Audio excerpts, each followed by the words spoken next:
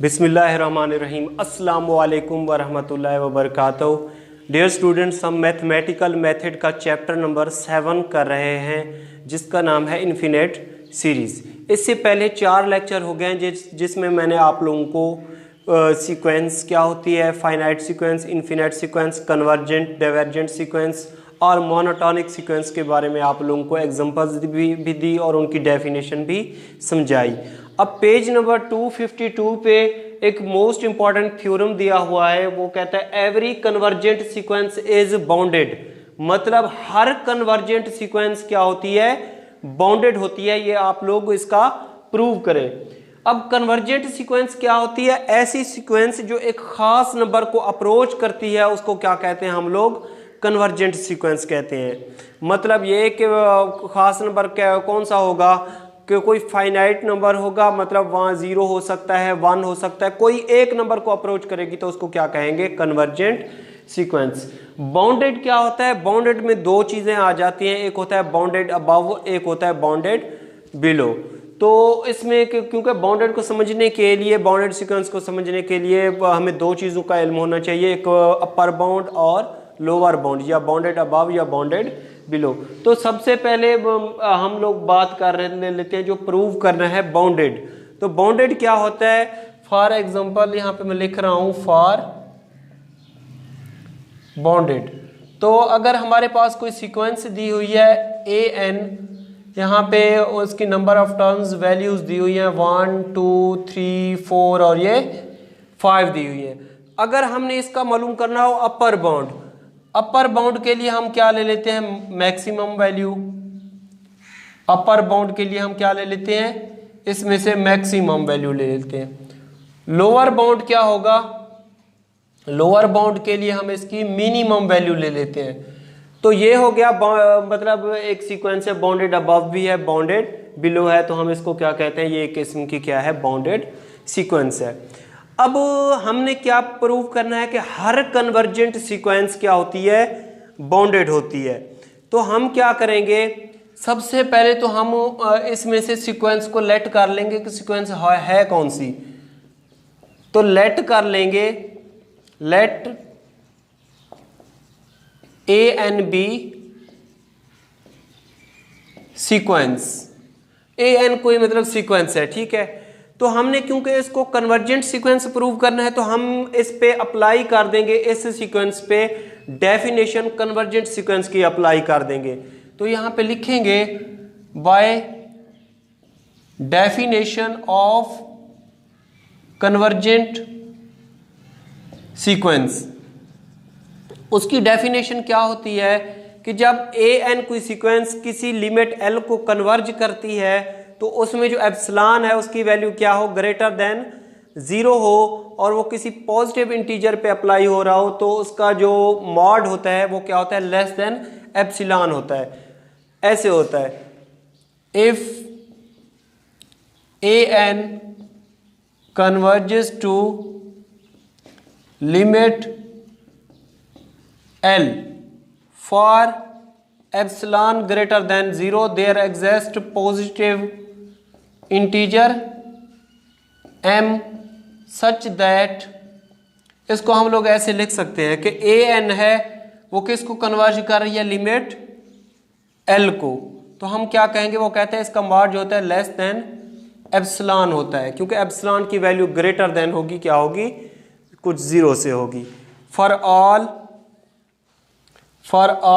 n बड़ा है या बराबर है किसी इंटीजर m से।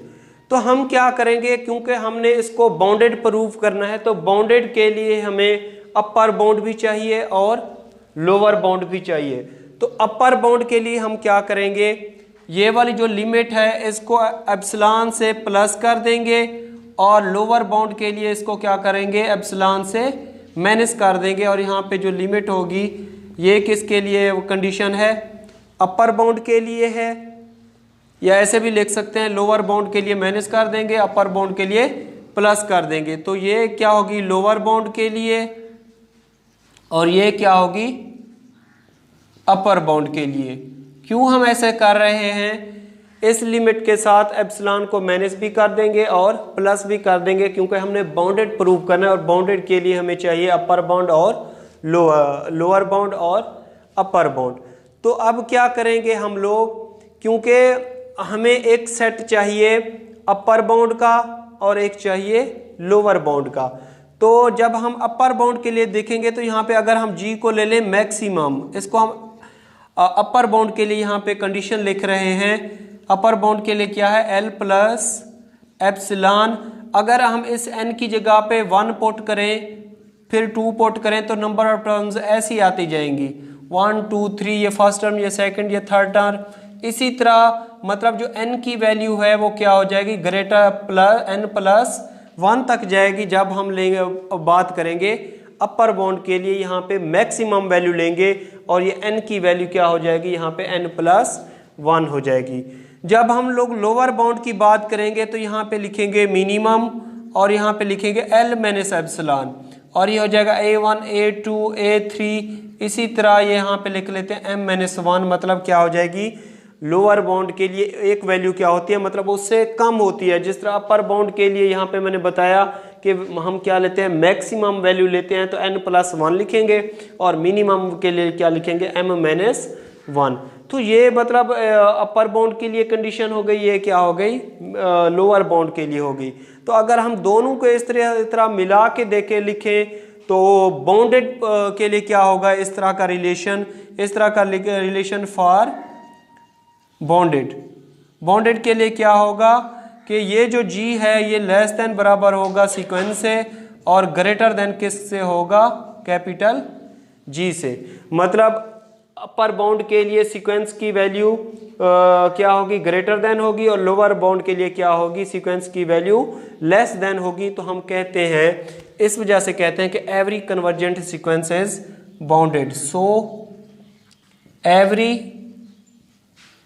Convergent sequence is bounded. तो यहाँ पे लिख सकते हैं हैंस प्रूव्ड। तो इसके लिए हमने क्या कर दिया, इसको साबित कर दिया। ये देख लें, दोबारा मैं आप लोगों को समझाने की कोशिश कर रहा हूं। यहाँ पे वो कहते हैं every convergent sequence is bounded. Her convergent sequence क्या होती है, बाउंडेड होती है। तो बाउंडेड प्रूव करने, अब कन्वर्जेंट सीक्वेंस क्या होती है, ऐसी सीक्वेंस जो खास नंबर को अप्रोच करती है। हमने क्या कहा कि ये जो लिमिट है खास नंबर L है जिसको अप्रोच कर रही है, ठीक है। तो जिसको कन्वर्ज करती है an माइनस एल का मॉड लेस देन क्या लिख लेते हैं, एप्सिलॉन लिख लेते हैं। बाउंडेड प्रूव करने के लिए हमें पता होना चाहिए कि बाउंडेड में 2 चीज़ें आ जाती हैं, एक अपर बाउंड, दूसरा लोअर बाउंड। तो अपर बाउंड क्या होता है, मैक्सिमम वैल्यू, लोअर बाउंड क्या होता है, मिनिमम वैल्यू। तो हमने क्या करना है, इसको बाउंडेड प्रूव करना है। तो बाउंडेड के लिए क्या होगा कि उसका हम लोग लोअर बाउंड भी लिखेंगे और अपर बाउंड लिखेंगे, दरमियान में सीक्वेंस लिख देंगे। तो लोअर बाउंड के लिए एप्सिलॉन को लिमिट में से माइनस कर देंगे और अपर बाउंड के लिए उसको प्लस कर देंगे। तो जब अपर बाउंड की बात करेंगे तो यहाँ पे लिखेंगे L प्लस एप्सिलॉन। यहाँ पे जो टर्म्स की वैल्यू है, फर्स्ट टर्म सेकंड टर्म, वहाँ पे प्लस होगी, मतलब मैक्सिमम आएगी। और लोअर बाउंड के लिए क्या आएगी, L माइनस एप्सिलॉन लिखेंगे और मिनिमम आएगी। तो यहाँ पे ये अपर बाउंड है, ये लोअर बाउंड है, तो सीक्वेंस दोनों अपर और लोअर में क्या हो जाएगी, बाउंड हो जाएगी। तो हम इसलिए इसको कहेंगे every convergent sequence is bounded.